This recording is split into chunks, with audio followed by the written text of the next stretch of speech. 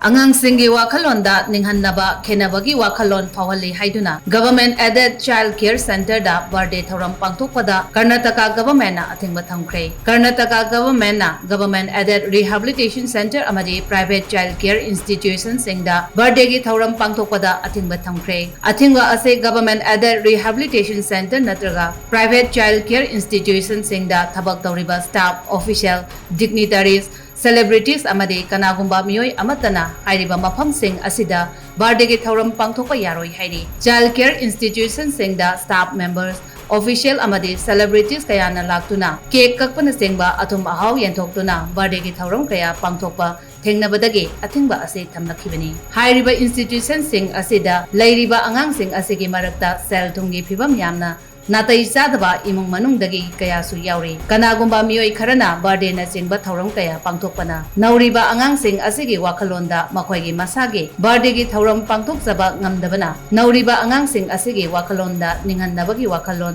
kaya su pokhali. Maram aduna inkhalakliba lairaba imung manungdagi haurakpa angang sing adugi wakalon aduda ninghanabagi wakalon phaudanaba chap manaba wakalon khenaba wakalon leitanabagi dama Karnataka Government na khongthang ase laukhatpani hairi.